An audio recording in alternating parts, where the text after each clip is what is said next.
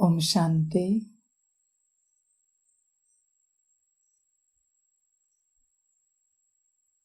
अव्यक्तवाणी 18 जनवरी 1969। 10वां point है। आज जब मैं वतन में गई तो ऐसे लगा जैसे कोई सूर्य के नज़दीक जाए तो सूर्य की गर्मी इस सूर्य की गरमाइश या प्रकाश तेज आती है। ऐसे ही आज वतन में जैसे ही आगे बढ़ते गए तो ऐसे अनुभव हुआ जैसे कोई भट्ठी के आगे जाते हैं।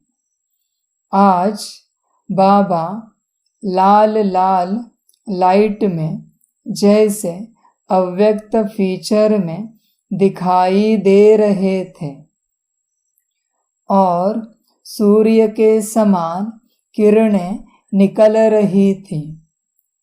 क्या देखा कि नीचे बहुत बड़ी सभा है। ऐसी सभा साकार रीति में ब्राह्मणों की कभी नहीं थी। सभी ब्राह्मणों पर वह किरणें जा रही थी और मैं भी वतन में गई तो देखा मेरे पर भी वह किरणों की लाइट माइट आ रही है।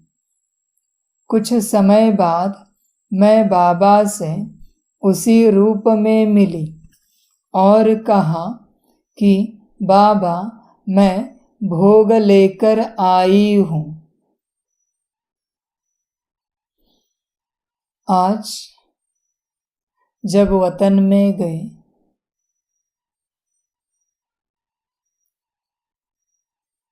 तो ऐसे अनुभव हुआ जैसे सूर्य के नज़दीक जाने के बाद गरमाइश या प्रकाश जिस प्रकार तेज आती है ऐसे अनुभव हुआ।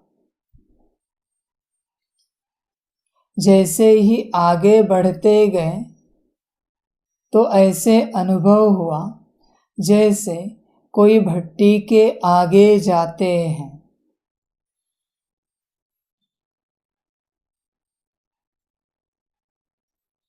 वास्तविक रूप से बाबा बड़ा शीतल है।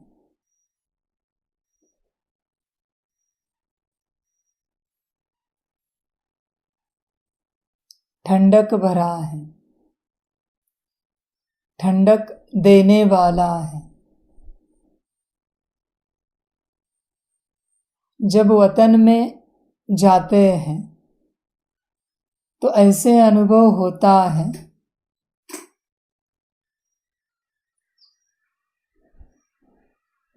जैसे सूर्य के समान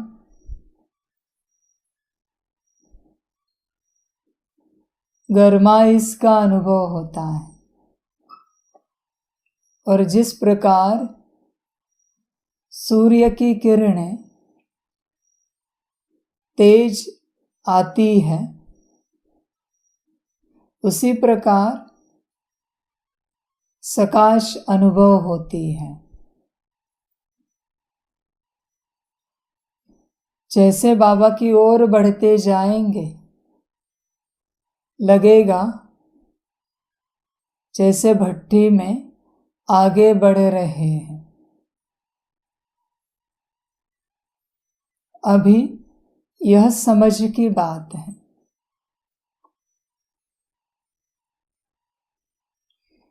यह बात है 1969 की। बाबा सूर्य समान गरम और उसी के समान तेजोमय सकाश रूप में कैसे अनुभव होता है?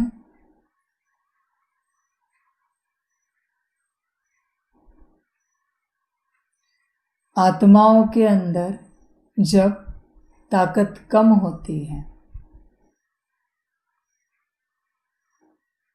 तो बाबा की ताकत सहन नहीं कर पाते। वतन में जाने के बाद वह अनुभव होता है कि बहुत गर्मी हो रही है, सकाश बहुत तेज गति से आ रही है। यह ताकत की कमी के कारण अनुभव होता है।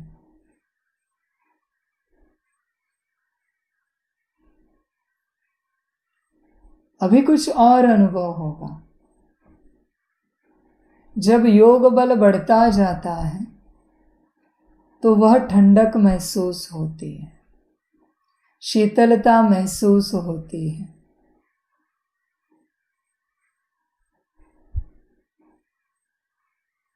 जब तक आत्मा संपन्न और संपूर्ण नहीं बनती तब तक पुरुषार्थ अनुसार गर्मी महसूस होगी।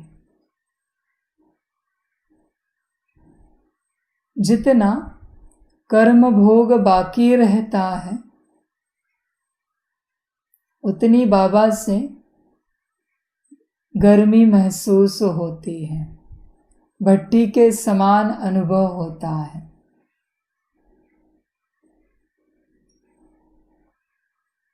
जैसे किसी के अंदर अगर अशुद्ध आत्मा बैठी है, आत्माएं सदा प्योर होती हैं, कर्मों के कारण उनको नाम पड़ा है अशुद्ध आत्मा।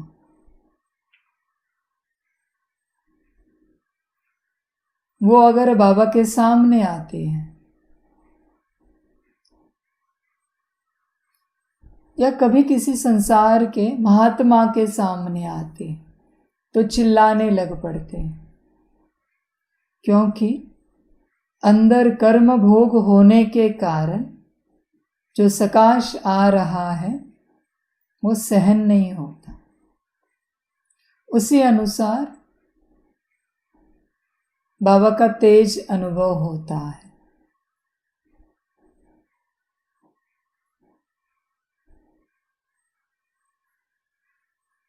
इसी का गायन है कि वह बहुत तेजोमय है, सूरज समान। इन आँखों से उसे नहीं देख सकते, आँखें सहन नहीं कर सकती।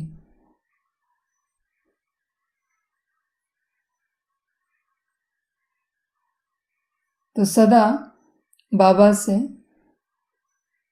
किरणें निकलती रहती हैं, सारे विश्व में फैलती रहती हैं।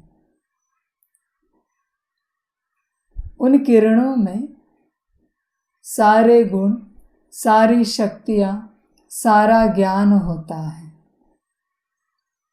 जिस समय आप बाबा को याद करते हैं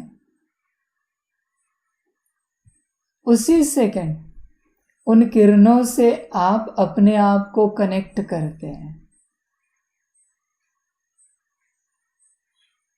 और वह किरणें आपके अंदर प्रवेश करती है। लेकिन याद भी आत्मिक स्थिति वाली हो। ऐसे नहीं कि देह भान से याद किया तो सकाश मिलेगी, नहीं। थोड़ा कुछ मिल सकता है, लेकिन अगर आत्मा समझ के याद करेंगे तो भरपूर होते जाएंगे। उन किरणों में ही सब कुछ है। ड्रामा का आदि मध्य, अंत, सारा ज्ञान, सारी गुण शक्तियां सब उन किरणों में छिपा हुआ है। सारी ताकतें हैं उन किरणों में। बाबा ने जो विधि बताई है कि बच्चे बस आत्मा समझ के मुझ बाप को याद करो, यह कोई साधारण विधि नहीं है। सुनने में बहुत अति साधारण लगती है, लेकिन उसकी जो कैपेबिलिटी है इस विधि की, क्षमता है, वो पूरी मास्टर क्रिएटर बनाने की क्षमता है, मना बाप समान बनाने की क्षमता है।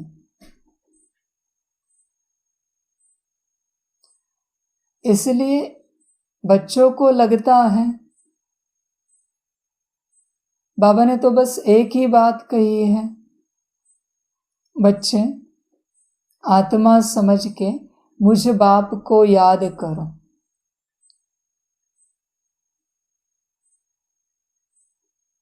तो बहुत साधारण होगी, ऐसे बच्चों को लगता है। पर इस विधि में सारे शास्त्र, सारे पुराण, सारी महाविद्याएं, सारा ज्ञान है, सारी शक्तियां हैं, सारी सिद्धियां हैं, सब कुछ है इस विधि में। बस करना चाहिए। आगे चल के साइंस इसे प्रूव करेगी कि आत्मा समझ के परमात्मा को याद करने के बाद क्या क्या होता है। और फिर आप सबको लगेगा यह विधि तो हमें पता थी, पर हमने कभी नहीं सोचा था कि इसकी गहराई इतनी बड़ी होगी, इसमें इतनी सारी प्राप्तियां होंगी। यह तब लगेगा।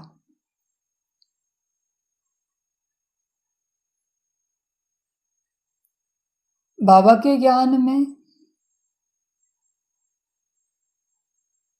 किसी साधन की आवश्यकता नहीं लगती, किसी बात का आधार नहीं लगता। हमेशा याद रखिए, जिस ज्ञान के लिए, जिस विधि के लिए किसी बात का आधार लगता है, जब वो आधार खत्म हो जाएगा, विधि भी खत्म हो जाएगी। यह कोई आधार नहीं है बाहरी रूप से, बस आप जो हो उस सत्य स्वरूप में आओ, और आपका पिता जो है उसका जो सत्य स्वरूप है उसे याद करो।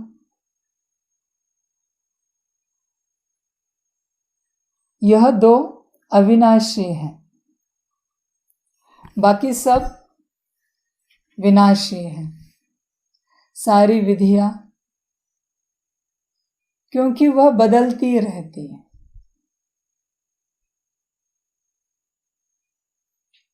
उन्हें आधार चाहिए। सिर्फ आत्मा समझकर बाप को याद करने के लिए किसी बात के आधार की जरूरत नहीं है।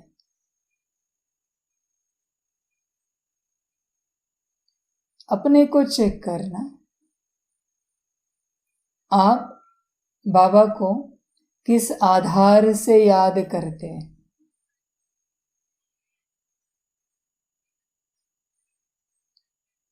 याद करने के लिए अगर कोई आधार है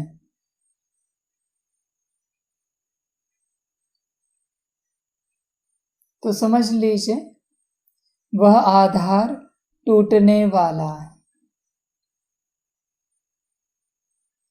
आधार एक ही हो, बाबा,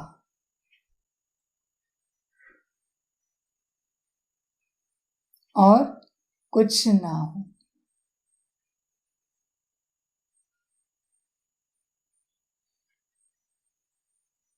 आज बाबा लाल लाल लाइट में जैसे अव्यक्त फीचर में दिखाई दे रहे थे और सूर्य के समान किरणें निकल रही थी। क्या देखा कि नीचे बहुत बड़ी सभा है। ऐसी सभा साकार रीति में ब्राह्मणों की कभी नहीं थी। सभी ब्राह्मणों पर वह किरणें जा रही थी और मैं भी वतन में गई तो देखा मेरे पर भी वह किरणों की लाइट माइट आ रही है। जितना बाबा से सकाश लेते रहेंगे उतनी ताकत बढ़ती जाएगी।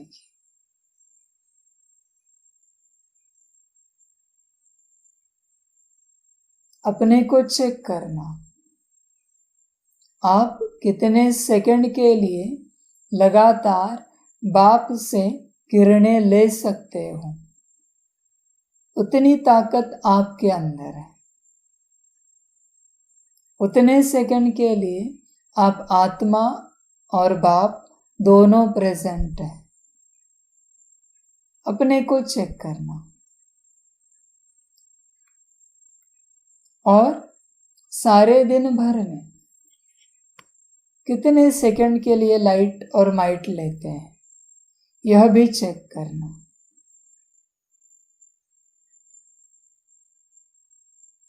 बाबा को याद कर, आत्मा समझ के बाबा को याद कर अपने में शक्ति भरते चल। और कोई उपाय नहीं है शक्ति भरने का आत्मा में। बाकी सारी विधियां दुनियावी मिलेंगी जिसमें चक्रों में शक्ति भरी जाएगी, नाड़ियों का ज्ञान दिया जाएगा, सूक्ष्म शरीर का ऑरा शक्तिशाली बनाने की विधियां मिलेंगी जिससे इस जीवन में सुख मिलेगा, शांति मिलेगी। लेकिन विकर्म विनाश करने के लिए बाबा से शक्ति भरने के अलावा और कोई उपाय नहीं है। किसी भी प्रकार के मंत्र, तंत्र, यंत्र आपके विकर्मों का विनाश नहीं कर सकते सिवाय परमात्मा की याद के, बाबा के याद के।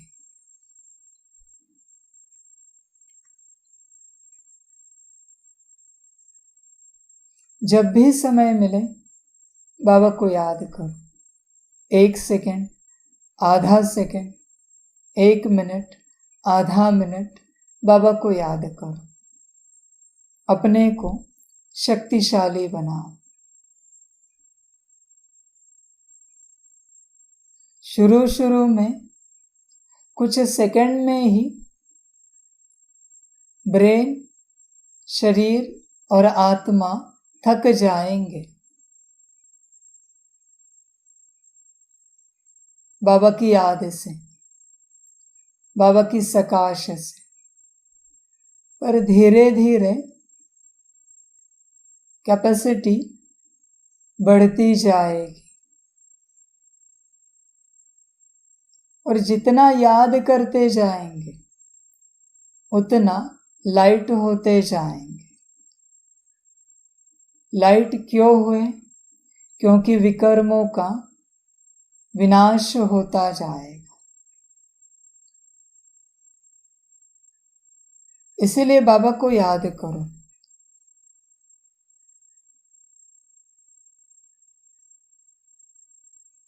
कुछ समय बाद मैं बाबा से उसी रूप में मिली और कहा कि बाबा, मैं भोग लेकर आई हूँ। बाबा भोग स्वीकार करते हुए सिखला रहे थे कि खाते समय कैसे लाइट माइट की स्थिति में रहना है। फिर मैंने बाबा से पूछा कि बच्चों को याद प्यार तो देंगे ना?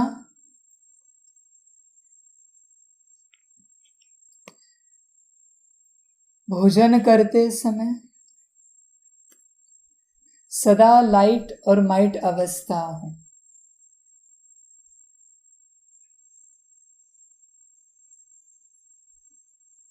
हल्के हो, मन से तन से सदा हल्के रहो। किसी चीज को खाते समय सदा लाइट माइट रहो। जल पीते समय सदा लाइट माइट रहो।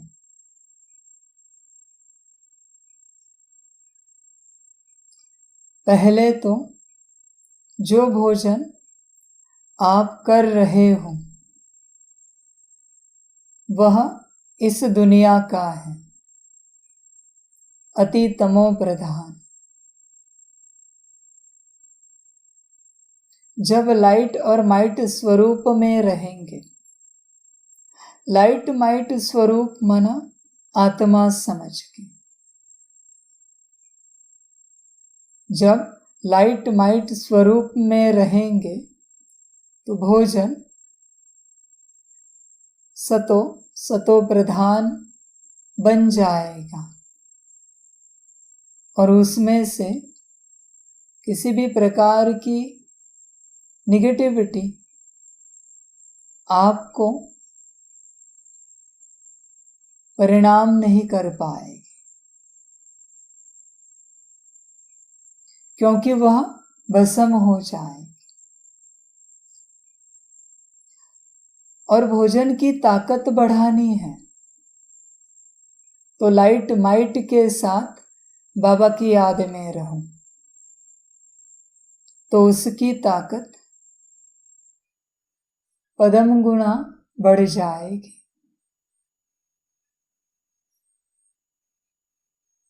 बहुत बढ़ जाएगी।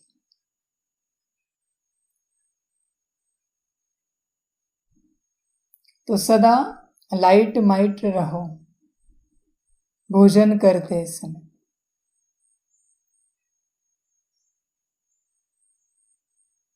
पंद्रह 20 मिनट का काम होता है, 15-20 मिनट की सेवा होती है, भोजन करना। तो कम से कम वहां पर बाबा को याद करो बहुत अच्छे से। हर एक निवाले में बाबा की याद हो। जितनी बार चबा रहे हो, बाबा बाबा करते चबाओ। फिर परिणाम देखो क्या होता है। कोई कुछ ना करे लेकिन बस बाबा की याद में रहकर भोजन करे, फिर भी बाबा की याद बढ़ती जाए। भोजन से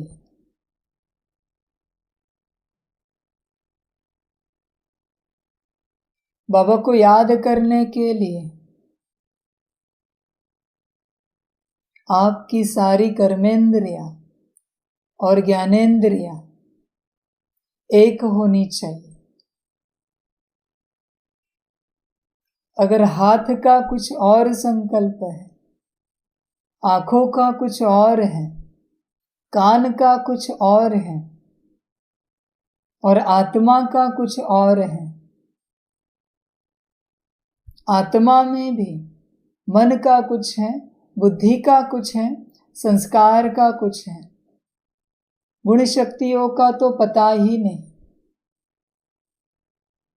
तो बाबा की याद नहीं हो सकती। ऐसे बाबा को याद नहीं कर सकते। इसका कारण भोजन।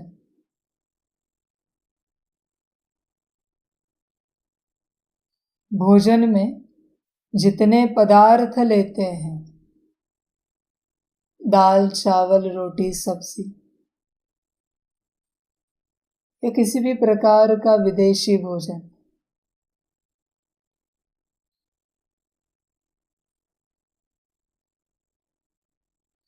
हर एक पदार्थ आपकी हर एक कर्मेंद्रिय, ज्ञानेंद्रिय पर असर करता है।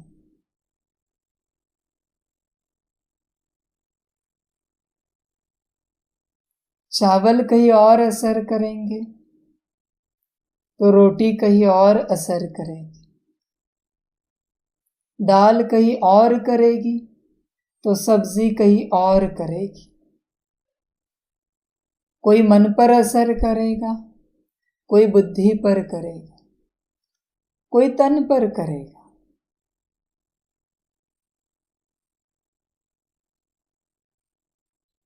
जिस चीज को खाते समय जिस कॉन्शियसनेस में खाया और वह चीज जिस ज्ञानेंद्रिय या कर्मेंद्रिय पर असर करती है, वह ज्ञानेंद्रिय या कर्मेंद्रिय उस कॉन्शियसनेस के अनुसार बनती जाए।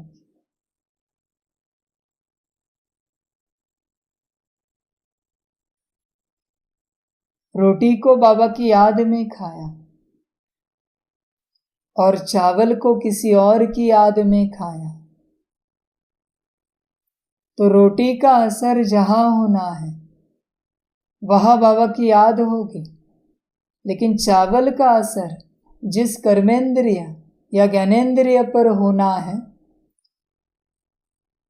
वह बाबा को याद नहीं कर सकेगा। इसलिए बाबा को याद करने के लिए आपका रोज का भोजन, पूरा भोजन बाबा की याद में होना चाहिए। तब ही आप मन, बुद्धि, संस्कार और कर्मेंद्रियों से, ज्ञानेंद्रियों से, तन से बाबा को याद कर सकोगे।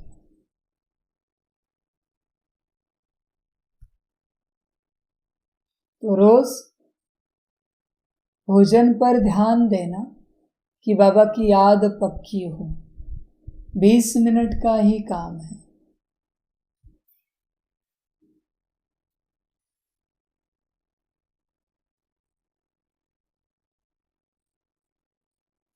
फिर मैंने बाबा से पूछा कि बच्चों को याद प्यार तो देंगे ना?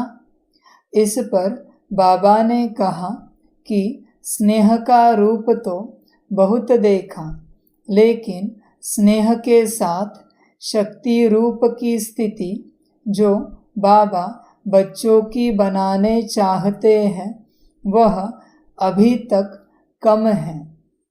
तो आज बाबा स्नेह के साथ शक्ति भर रहे थे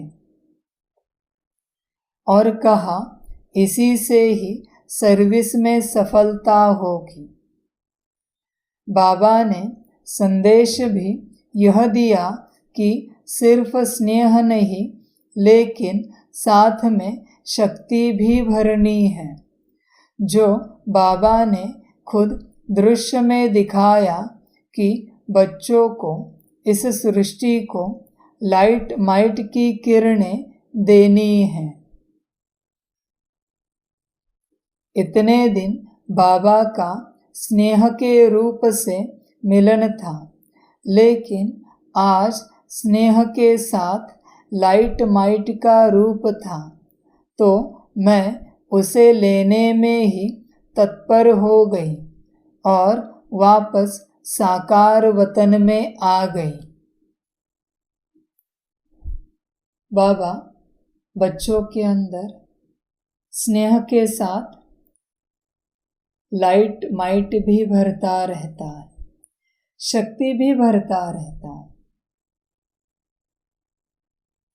इसीलिए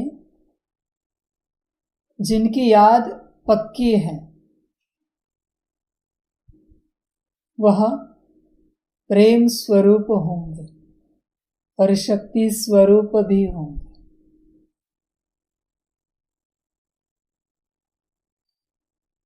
जिनके दिल में बाबा की याद पक्की है वह कभी डिस्टर्ब नहीं हो सकते, गुस्सा नहीं हो सकते, क्योंकि बाबा की याद से स्नेह भरता है। स्नेह भरा, प्रेम भरा तो नफरत खत्म हो जाती। जहां बाबा की याद कच्ची है वह स्नेह कम है। बात बात में इरिटेशन, गुस्सा और अधिकार दिखेगा।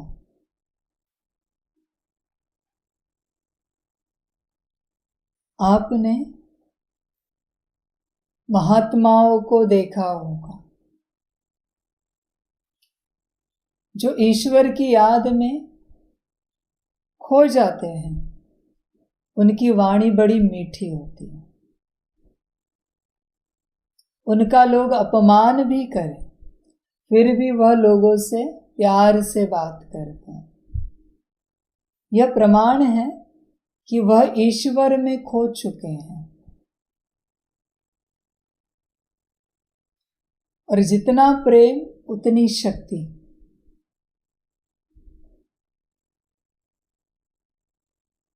मिलती ही रहती है, बाबा भरता ही रहता है।